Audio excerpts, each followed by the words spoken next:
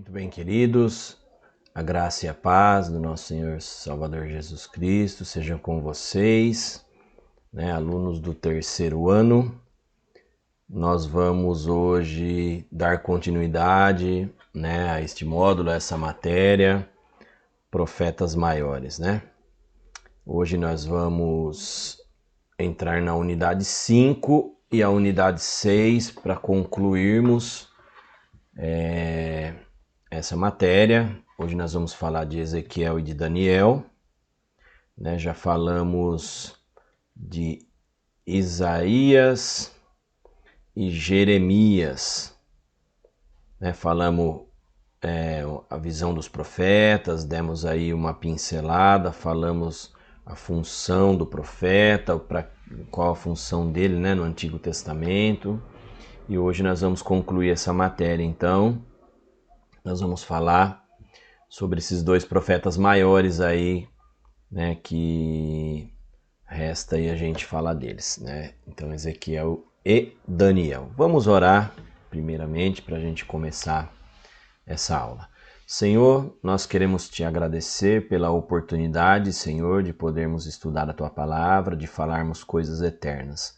Abençoa cada aluno, abençoa, Senhor, cada filho teu que vai assistir esta aula e que possa, Senhor, entrar no entendimento de cada um. Possamos a cada dia passar a conhecer mais e mais acerca da tua palavra, Senhor. Nos abençoa, em nome de Jesus. Amém.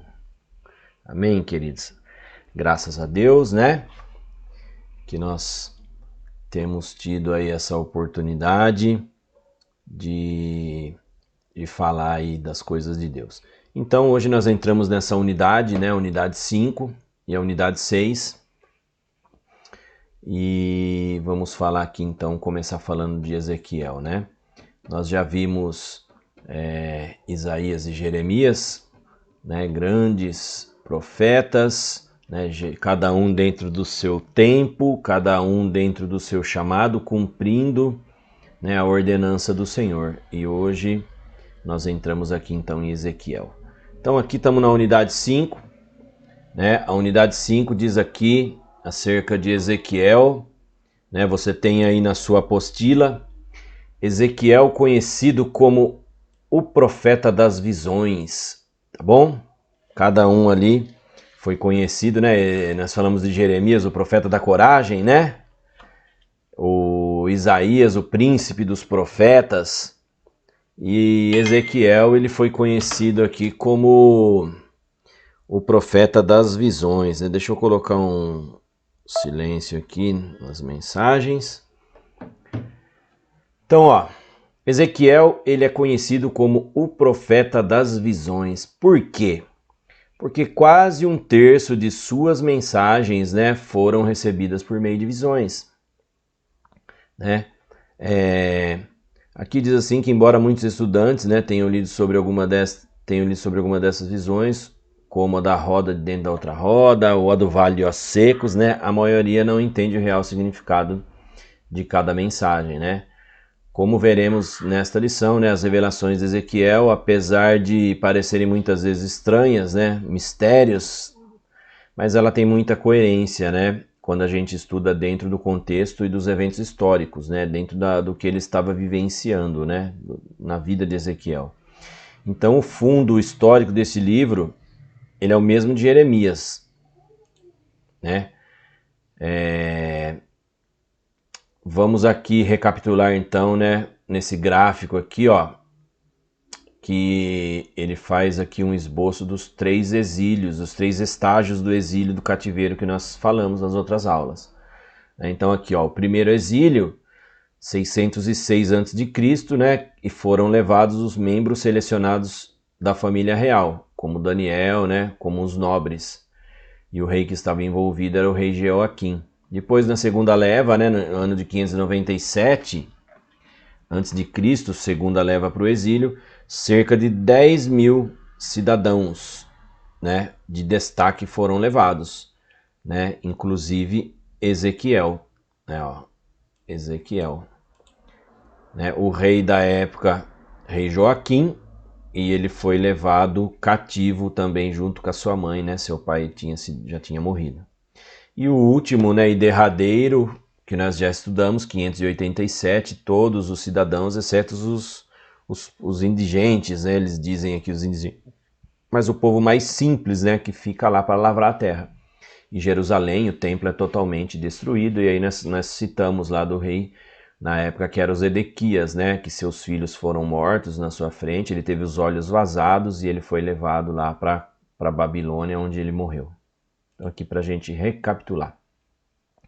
Então olha só, Daniel e Jeremias, eles foram, né, dois profetas desses 4 que nós estamos falando, conhecidos, e foram contemporâneos de Ezequiel, né? Nem todos os profetas que nós lemos são contemporâneos, né? Nós falamos lá de Jonas, né? Que foi um período atrás, né? Um período mais antigo. Isaías, ele não foi contemporâneo, foi também cerca de 100 anos antes de Jeremias. Agora, Daniel, Jeremias e Ezequiel, né? Eles conviveram na mesma época.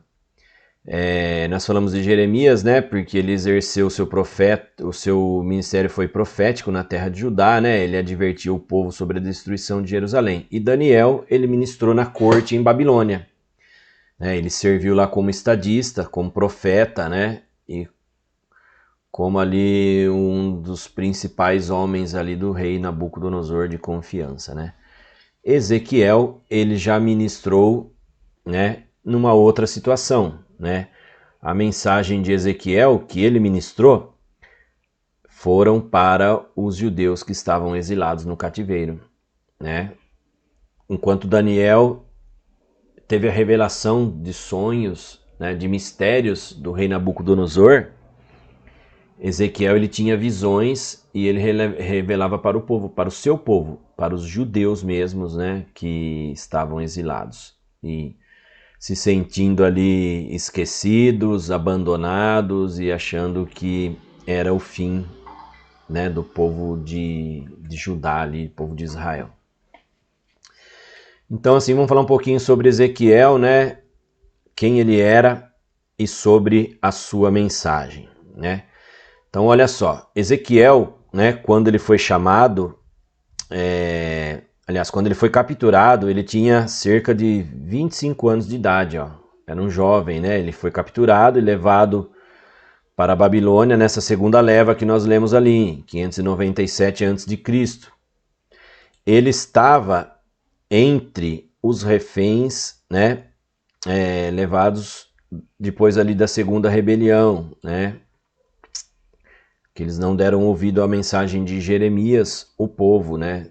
Não Ezequiel, mas ele estava no meio do povo que foi levado, né, desse povo por causa de não terem dado ouvido à mensagem de Jeremias. Então assim, ó, nessa segunda leva que foram cativos, em qual Ezequiel ele estava junto, foram cerca de 10 mil judeus, né?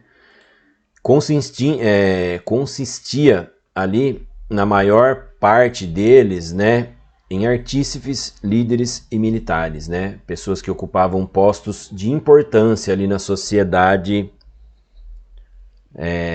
de Jerusalém. Então eles foram levados cativos para a Babilônia nessa segunda leva. Então, o tempo, né? Os tempos em que isso aconteceu, né?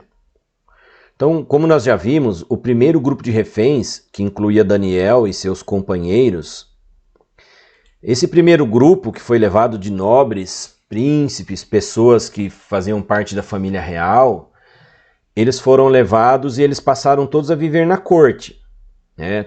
Tanto que quando Daniel é chamado ali para revelar o sonho do rei, ele estava na corte ali, né? Ele já vivia ali com os sábios ali, e foi onde que ele foi chamado, né? Não foram buscar Daniel lá no meio do campo, né? Não, como José, né? Que um dia lembraram dele, ó, tem um homem lá na prisão, que ele é sábio, né? Que o Deus dele revela. Daniel não, Daniel ele estava na corte, porque ele era uma pessoa importante, né?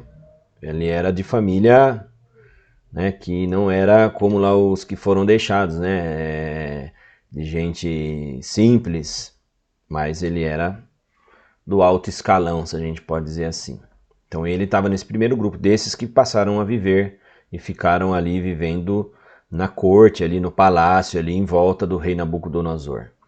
Agora, esse segundo grupo, o qual estava Ezequiel incluído, eles foram levados e ficaram num acampamento, né, ao norte da Babilônia, perto do rio Quebar. E aí você vai dizer assim, mas como que sabe que esse grupo, né, foi levado? O próprio Ezequiel, ele comenta isso aqui, ó, Ezequiel 1:1. E aconteceu no 30º ano, no 4º mês, no 5º dia do mês, que estando eu no meio dos cativos, ele já começa o livro, né, escrevendo no cativeiro, né, o ministério de Ezequiel, ele já começa sendo ele um cativo, né, você não vê a mensagem ali de Ezequiel começando enquanto ele estava, né, em Jerusalém, apesar de que ele juntamente com Jeremias alertava o povo, né? Ele estava junto ali, ele era um ali dos profetas ali, né? Mas o destaque, né, do seu ministério, do seu chamado, já estando no cativeiro babilônico. E olha só, né? Estando eu no meio dos cativos, junto ao rio Quebar, se abriram os céus e eu tive visões de Deus. Então, o profeta das visões, como a gente disse, né, como está escrito aqui nesta matéria. Então ele começa já Deus dando visões a Ezequiel no meio do povo cativo, né, ali nas proximidades do rio Quebar. Então diz assim, ó, aqui, ó, que é possível que devido à influência de Daniel, que já tinha algum tempo que vivia lá, esses reféns eles tivessem permissão de ficar juntos, né? Ali recebendo terras para cultivo, né? E tinham um certo grau de liberdade, tanto civil como religiosa, né? Eles não ficavam totalmente presos, né? Ficavam encarcerados, mas por causa dessa influência que Daniel tinha, esse grupo ele tinha uma certa liberdade, então, né? E aí eles podiam ouvir a mensagem de Ezequiel. Isso aí ele só vem a demonstrar, né? Deixa claro o plano que Deus tinha, né? Para purificar a nação de Israel de suas práticas idólatras, né? Foi o quê? Foi necessário manter o povo separado dos babilônicos, essa parte do povo. Né? Daniel não se contaminava, né, com as iguarias do rei, mas existiram muitas pessoas que estavam nesse cativeiro que, né, se corromperam e passaram a viver de forma babilônica, adorando os deuses babilônicos e com o costume, com a maneira de viver babilônico. Mas esse grupo, né, aprove a Deus deles ficarem, né, numa parte, né, isolados, cativos, trabalhando, mas, né, tendo ali Ezequiel ministrando a palavra de Deus para eles. Né? Deus trabalha, né, irmãos, de uma maneira maravilhosa. Ele não nos deixa, né, sós, não nos deixa desamparado.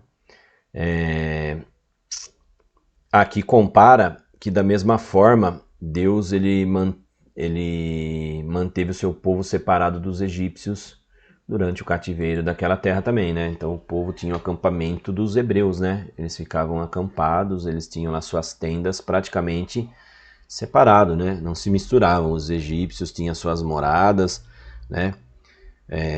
Muito mais, vamos dizer assim, de melhor qualidade, né? E os hebreus eles ficavam separados, tanto que, segundo historiadores, né, e segundo os eruditos aí, quando tinham as pragas, né, da água mesmo se tornar em sangue, no acampamento dos egípcios ela não se tornava, tinha água normal, né, e a água era só para os egípcios, aliás, era só para os egípcios, mas para os hebreus não, ela não se transformou em sangue.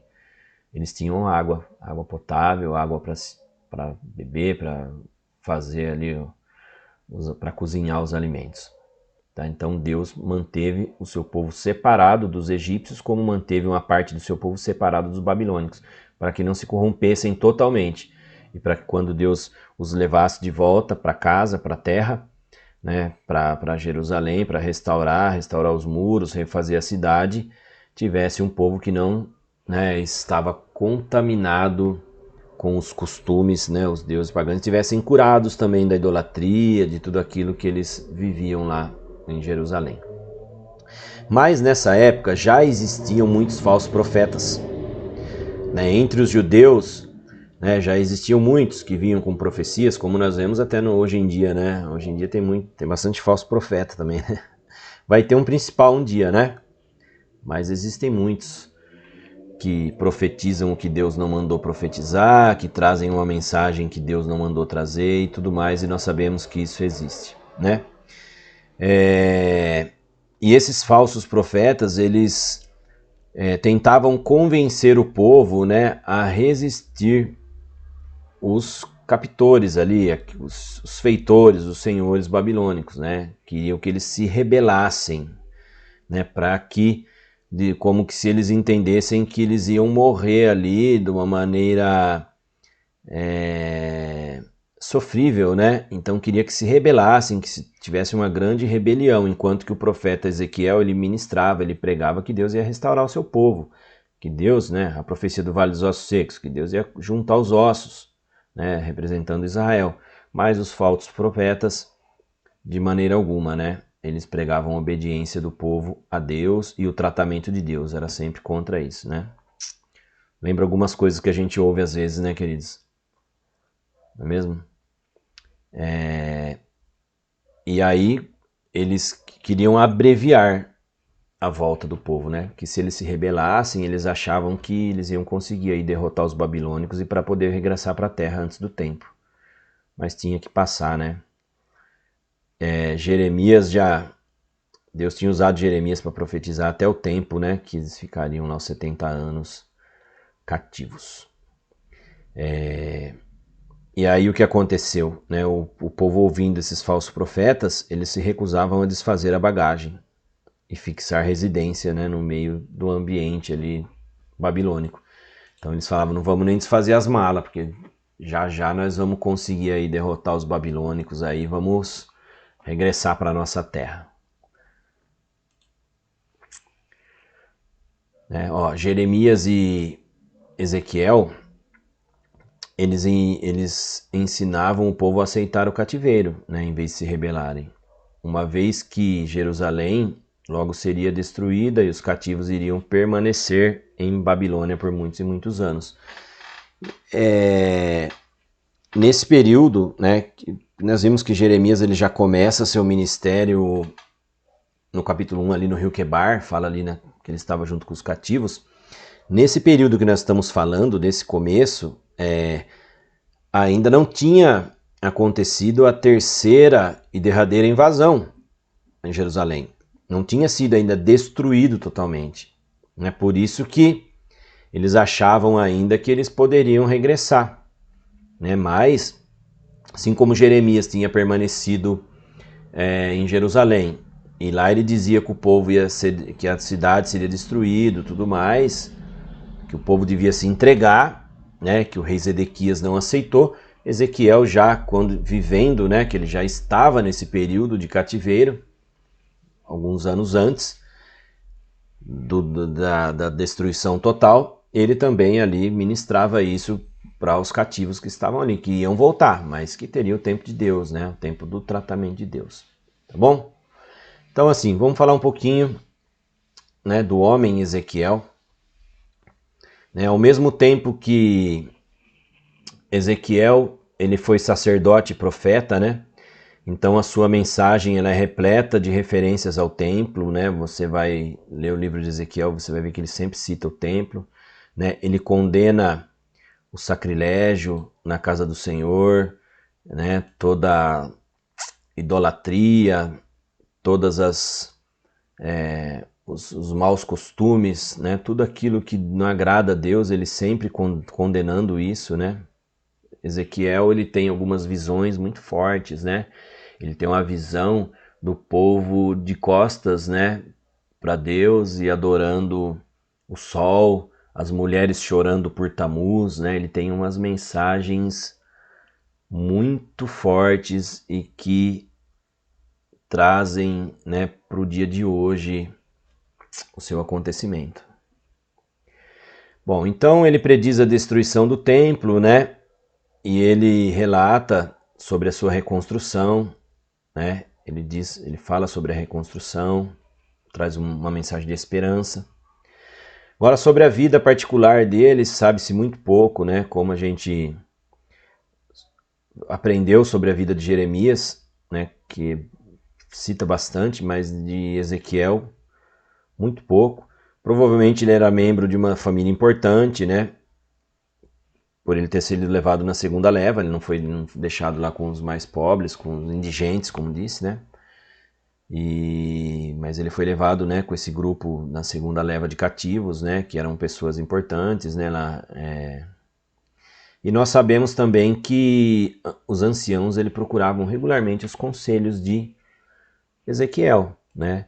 Olha só, em Ezequiel 14,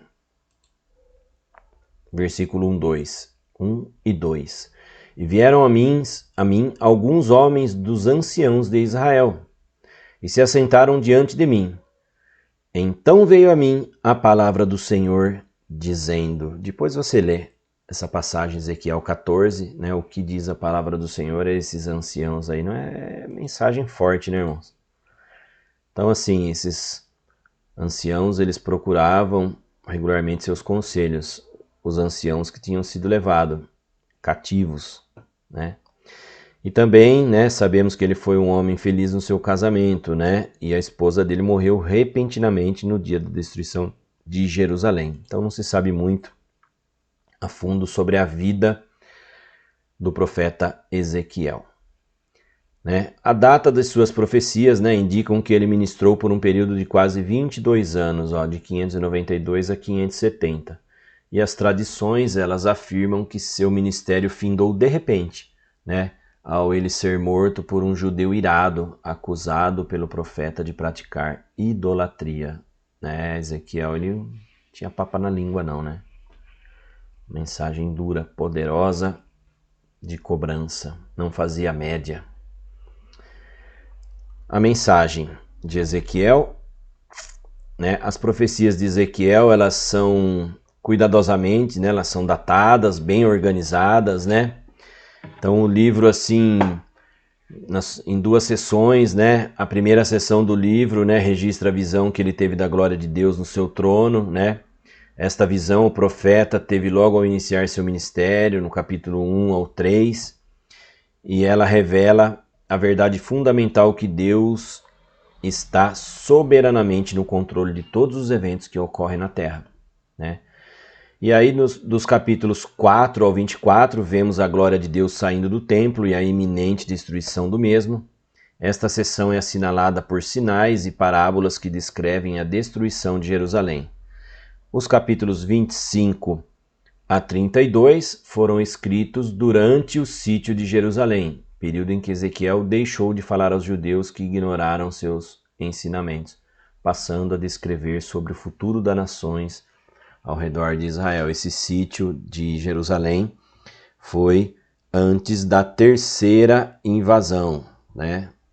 Que durou cerca de 2 anos, né? Um pouco mais do que 2 anos, e levou tremenda calamidade a Jerusalém, né? Porque ninguém entrava, não saía, não comercializava, não vendia, não comprava, e começaram praticamente a padecer, passar fome, né? Muita necessidade. Então foi durante este sítio, tá? Aí a seção final, né, do livro de Ezequiel, dos capítulos 33 ao 48, né, seu tom que antes era de advertência e calamidade, ele muda agora para conforto e esperança, né? Quando a cidade de Jerusalém e o templo foram destruídos, a maioria do povo foi levada cativo, né? O povo tinha perdido a esperança, né? E estava pronto a reconhecer seus pecados. Eles precisavam ouvir a mensagem de perdão e restauração. Então eles estavam com o coração quebrantado, né? Porque a cidade tinha sido destruída. O templo, que era o orgulho dos judeus, tinha sido destruído, eles estavam com a autoestima lá embaixo, eles estavam derrotados, oprimidos, eles não tinham mais esperança, né, num novo amanhã, num novo porvir. E aí os corações ficaram abertos, por isso que muita gente acaba se voltando a Deus pela dor, queridos, né? A palavra diz, né? Então, assim, muitos esperam um momento de dor, de sofrimento, porque aí o coração amolece e dá entrada para a palavra do Senhor, né? Mas glória a Deus por você, se você veio ao Senhor por amor, se num momento que estava tudo bem na tua vida, você abriu os seus ouvidos, o seu coração e deu ouvido à mensagem, né? E se voltou para Deus. Isso é maravilhoso, né? Porque aí você pode servir a Deus, né, em harmonia, por amor, né, por livre e espontânea vontade, né, e muitas vezes a necessidade da pessoa passar por um momento muito duro na vida, de sofrimento, de perda, para poder abrir o coração. E aí nesse momento, né, ela fica fragilizada e aí ela ouve a mensagem e se volta e se arrepende e volta para Deus. É o que aconteceu com esse povo aqui, né? A hora que eles perderam totalmente a esperança, eles deram ouvidos à mensagem do profeta, começaram a ouvir. E aí depois de tudo isso mais para frente, Deus permitiu que retornassem e regressassem para a terra. Então aqui, ó,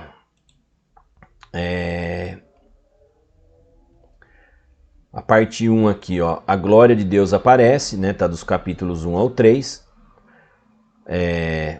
O 2, a glória de Deus se retira, né, do 4 ao 24. Ali nós falamos das profecias concernentes a nações durante o período de sítio, que o povo já não estava, antes disso o povo não estava dando ouvido ao profeta.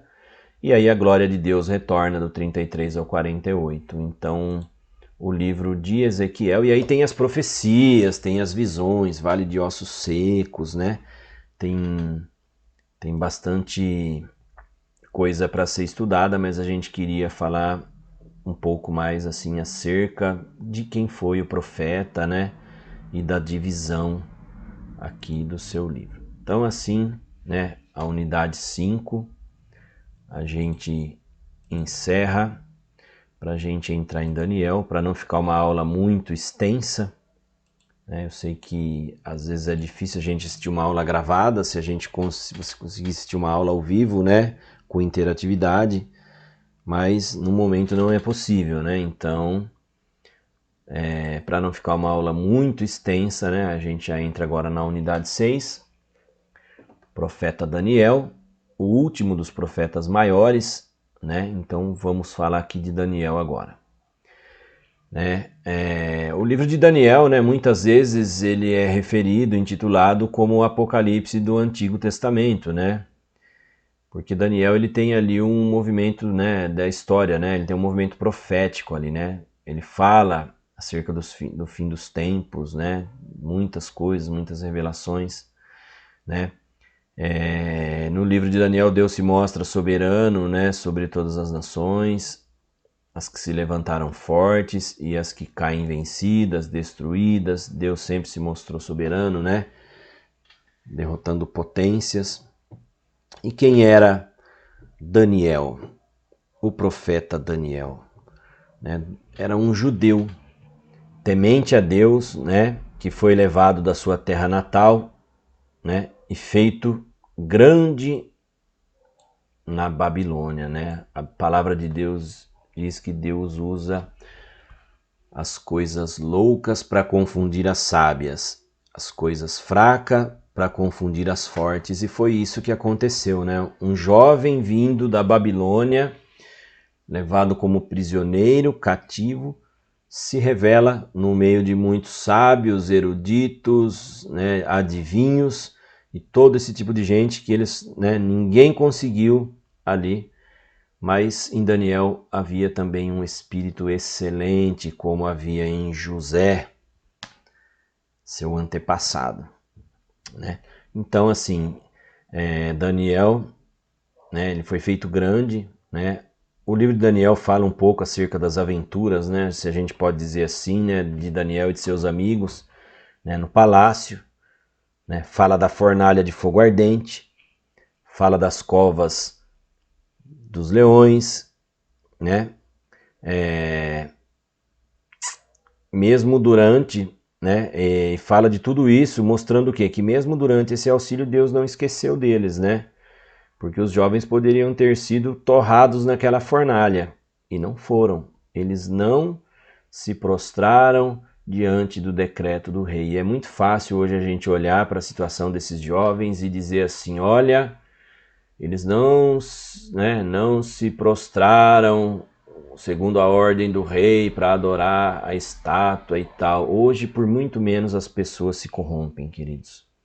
As pessoas falam, né, desses 3 jovens, fala de Daniel, mas hoje por muito pouco as pessoas se corrompem à autoridade, se corrompem aos políticos, né? Nós vemos tantas igrejas, tantos líderes se vendendo para a política, né?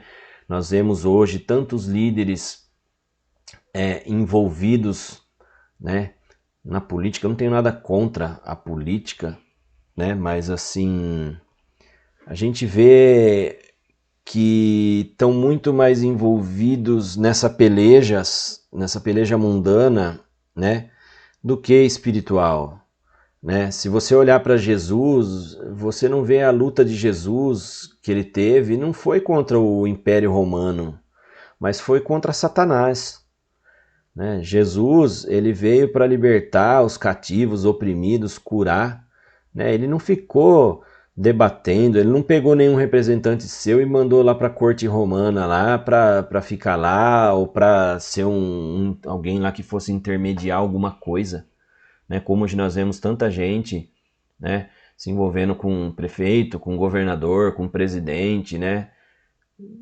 Eu acredito assim, né, que Deus nos chamou e nós, né, que temos a incumbência de ministrar a palavra, de ensinar pastores, mestres, líderes, não foi chamado, eu acho que para discutir política, né? Eu vejo tantos líderes que ficam o dia inteiro no Facebook debatendo política, postando política, sou contra o PT, sou a favor, né, do presidente, sou contra o Dória, sou isso, sou aquilo outro e tal, e o tempo inteiro debatendo, e só política. E aí acaba se esquecendo da incumbência da igreja, né? Acaba se esquecendo da nossa incumbência, né? Como profetas, como mensageiros, porta-vozes da palavra de Deus, né? Então, assim, a igreja hoje, e eu não digo igreja, denominação, mas eu digo assim, pessoas, que somos nós, acaba sendo militante em muitas coisas, né? Ela milita muitas coisas, ela está à frente de, né, envolvida em muitas coisas, questões sociais, e aí às vezes acaba esquecendo da sua essência, que é o quê? Pregar a palavra, né? O compromisso com a verdade, mas não se corromper, não se vender, não aceitar suborno, não aceitar decreto, né, do rei Nabucodonosor, né? Não se prostrar à estátua. E por muito menos hoje, né? Imagino eu se hoje viesse um decreto, queridos, colocasse aí uma estátua aí do presidente, do governador, e fosse que nem os 3 jovens lá, quem não adorar, quem não se prostrar, vai ser lançado no, sei lá onde, né? Não é na fornalha, mas for acontecer alguma coisa. Não sei, irmãos. Não sei quantos não se envolveriam. Eu não sei quantos líderes que talvez ia vir com a mensagem tipo, não, tem que obedecer, tem que fazer mesmo o que está mandando, mas Deus conhece o nosso coração, tá? Nós vamos se prostrar ali para aquela estátua ali, mas Deus sabe que no nosso coração nós estamos se prostrando só ao físico, que é para não morrer, porque nós temos ainda que pregar a palavra aqui. E é assim, né? E quantas coisas que eu vejo hoje, quantas união, né, entre evangélicos, crentes, né, do nosso meio, e catolicismo, e padres, né? Aqui na nossa cidade aqui queriam fazer um culto ecumênico esses dias, né? Queriam fazer com as lideranças da igreja evangélica, da igreja católica, do espiritismo, do centro dos Paulo de Tarso, da Umbanda, da maçonaria e fazer um negócio de fé por causa dessa pandemia, de tudo isso que estamos enfrentando, né? E me parece que o conselho aqui de pastores não aceitou, né? Não aceitou, e está totalmente correto.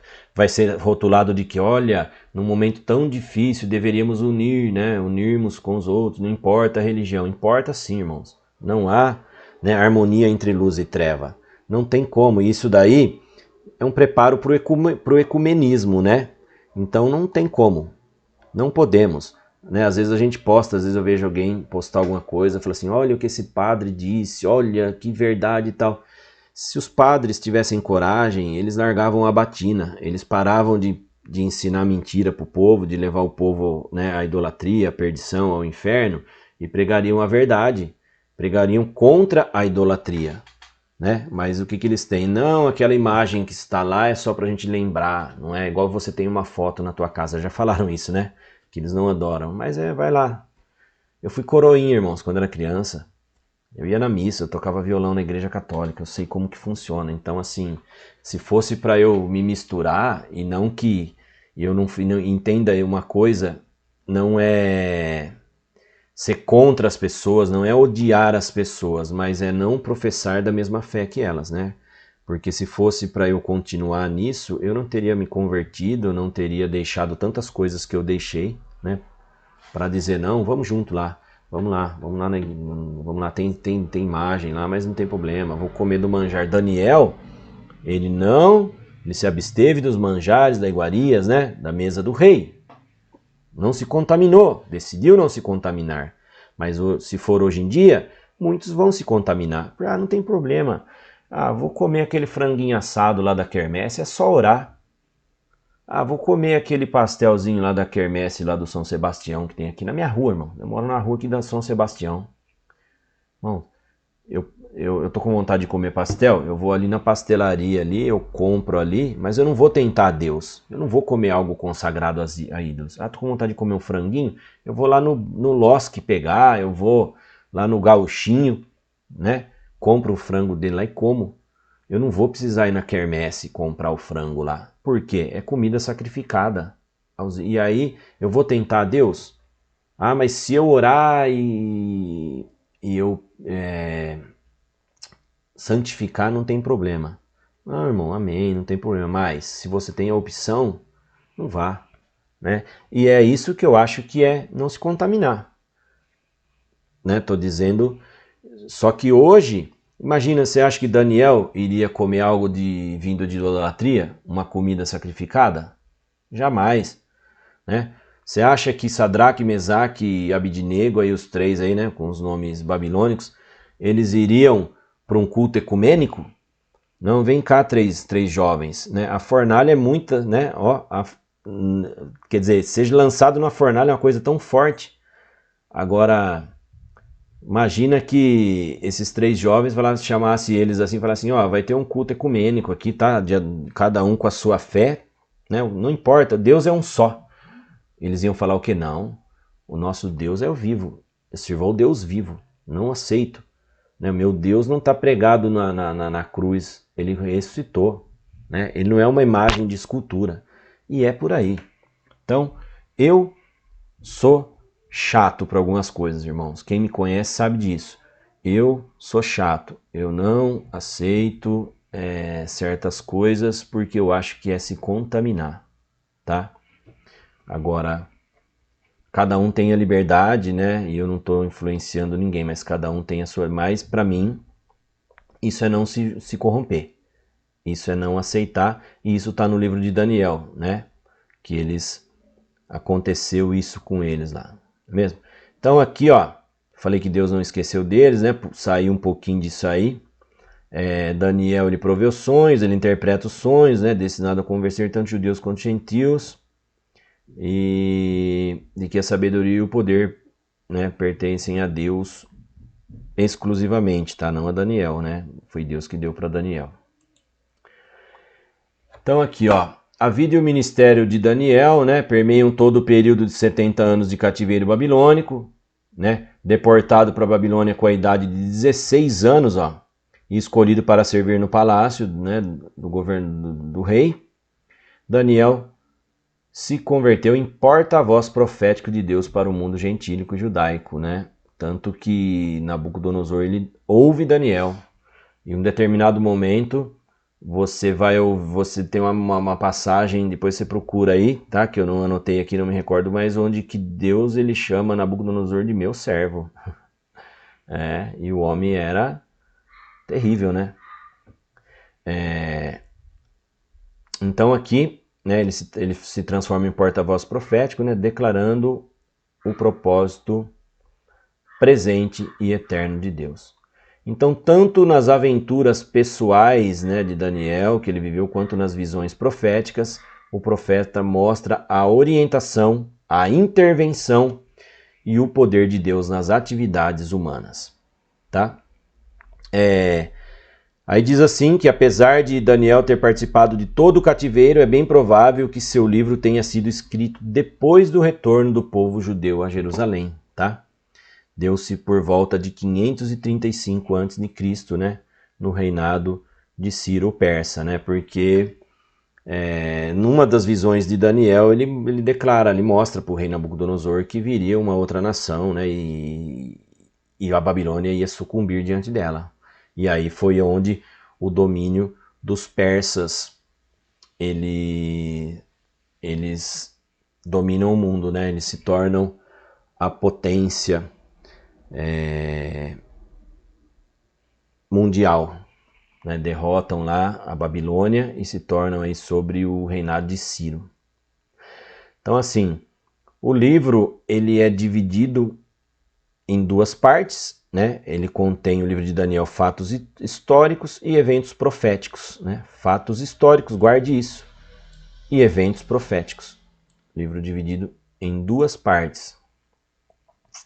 A primeira metade do livro ele trata dos históricos, né? Enquanto a segunda parte ocupa sonhos e visões do profeta. A palavra-chave, né, do livro de Daniel é o plano de Deus para Israel, né? E o tema pode ser definido como soberania de Deus sobre homens e nações. E o nome Daniel, ele significa Deus é meu juiz. Amém, queridos? Então aqui, ó, na sua apostila tem alguns textos importantes dentro do livro de Daniel. A gente não consegue ler aqui, senão vamos ficar com uma aula muito extensa para você assistir, né? Então aqui, ó, versículos chaves do livro de Daniel.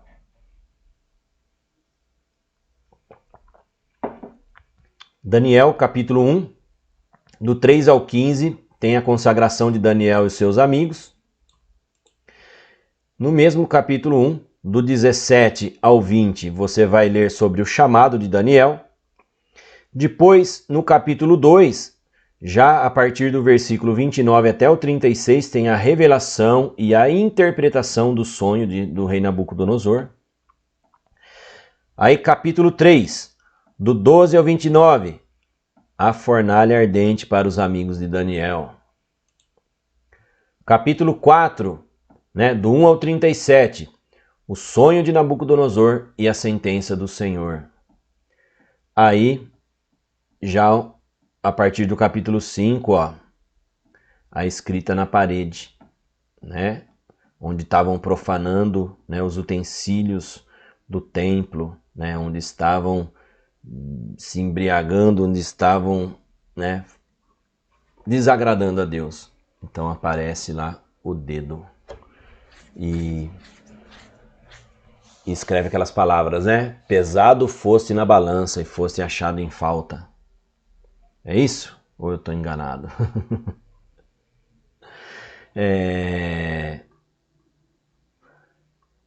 Daí no capítulo 6, do 1 ao 24, a conspiração contra Daniel e a cova dos leões.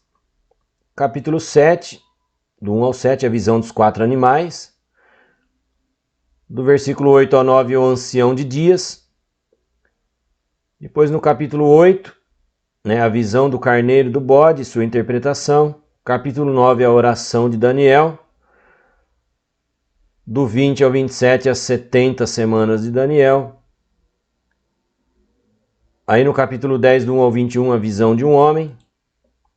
E Daniel 11:12, as revelações do tempo do fim.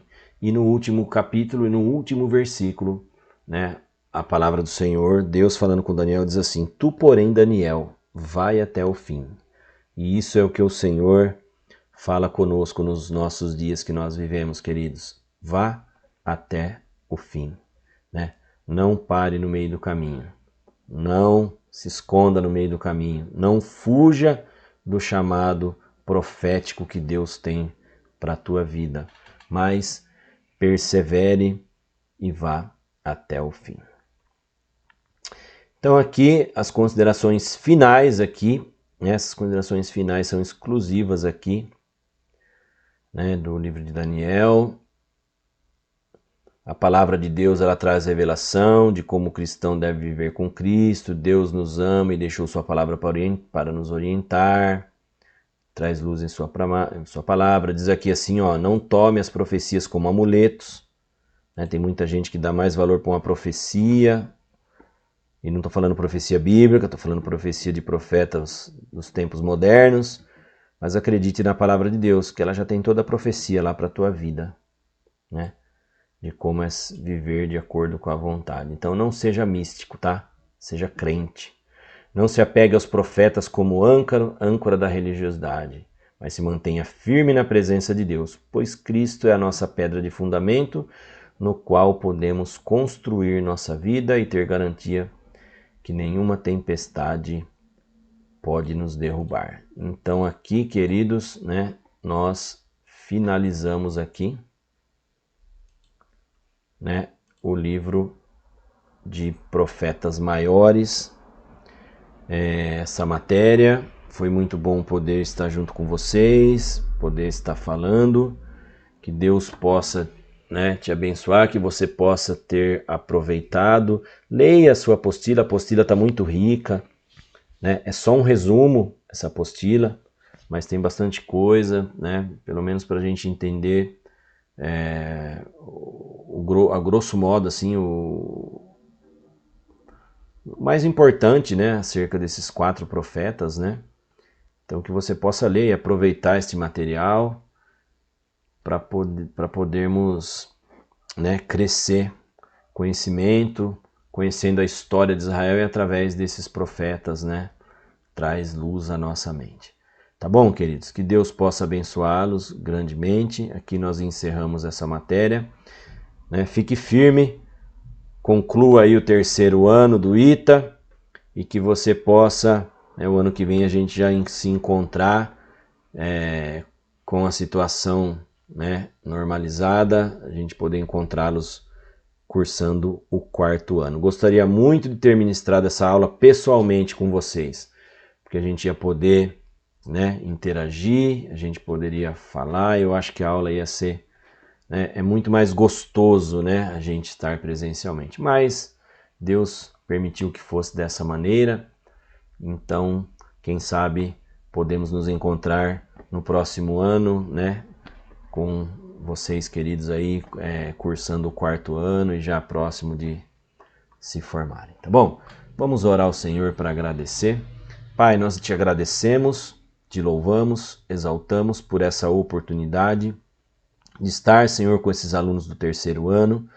Pai, que eles possam ter sido abençoados por essas aulas e o Senhor possa, Senhor, plantar no coração de cada um, Senhor, a Tua palavra, que eles possam crescer, Senhor, na graça e no conhecimento do nosso Senhor e Salvador Jesus Cristo.